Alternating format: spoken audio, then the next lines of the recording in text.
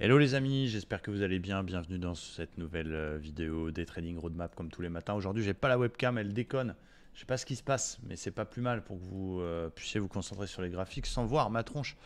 On va commencer par le DAX. Les amis, toujours en tendance haussière. Le DAX qui est un petit peu orienté à la hausse, qui pourrait aller chercher sa zone de son niveau historique, là, la résistance tout en haut, vers 16 280. Ça pousse. C'est toujours haussier et du coup je cherche toujours des achats. On est dans un beau canal haussier qui a fait son job encore ce matin. Alors il y avait l'inflation à 11 heures, donc c'était difficile de se positionner avant cette stat-là. Mais ce canal qui converge bien avec une zone, l'ancien top ici en daily, polarité 515 000, pardon, 980. C'était un bon point. Donc j'ai plutôt envie de faire des achats là-dedans. On a cassé l'OPR avant la news, on l'a un petit peu réintégré sur la news. Bon voilà, on va attendre qu'il sorte proprement de cette zone, parce qu'il y a 16 000 quand même, donc c'est quand même un chiffre rond. Donc plutôt des achats, soit sur un retest du bas d'OPR et des plus bas vers 975 sur un beau signal, soit s'il arrive à péter les 16 000 pour aller chercher le comblement du gap de la nuit. Bon, on va plutôt se rabattre sur les indices US. Hier, je suis un peu déçu parce que j'ai pris deux super setups. Autant lundi, ça avait très bien marché, hier, ça n'a pas fonctionné.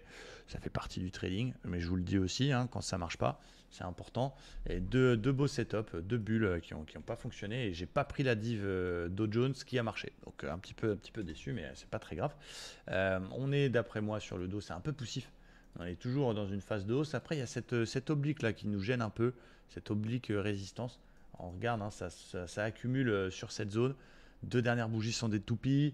À part la bougie impulsive de jeudi 13, le reste c'est que des petites toupies. Donc ça prouve que c'est un petit peu poussif. Mais bon, c'est pas pour autant que je vais me mettre à faire des gros shorts. Je vous avais dit, hein, ma zone un petit peu de pivot, celle auquel je change de biais, c'est sous 800. C'est-à-dire que soit il vient chercher ces supports-là et ça reste des zones pour acheter, soit il passe sous 800 et à ce moment-là, sous 800, je passerai vendeur. Mais tant qu'il est au-dessus de 800, je reste plutôt acheteur sur le dos. Et du coup, on a un beau range qui se met en place là, avec une borne basse vers les 900-920, une borne haute vers les 280. Bon, voilà, pour moi, c'est une zone qui se paye. On verra cet après-midi si on a un setup, si on a une bulle, si on a une div, si on a quelque chose. Là, on va regarder actuellement. Bon, c'est pas le matin que je trade les indices US, mais on a un beau petit marteau qui se met en place. Voilà, donc plutôt des achats au plus près de cette zone des 920. Et puis, dernier rempart acheteur, c'est les 800. S'il pète 800, par contre, pas bon, effectivement, on changera de biais. Mais tant qu'il est au-dessus de ce niveau-là, plutôt des achats, donc avec ma zone bad range prioritaire pour la journée.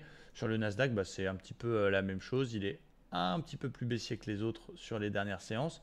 Il reste très bien orienté en daily. Et je resterai acheteur tant qu'il est au-dessus des 970. C'est cette zone en polarité en grise. Et du coup, quand on regarde un peu notre graphe 1 heure, on voit un petit canal à 1 heure qui est plutôt propre. Et le plus bas de lundi, le plus bas de la semaine, qui tient pour l'instant les 13 080, qui est ma zone. Donc 13 080 dans cette zone actuelle. Je vais chercher un achat. On va essayer de trouver un beau signal là-dedans.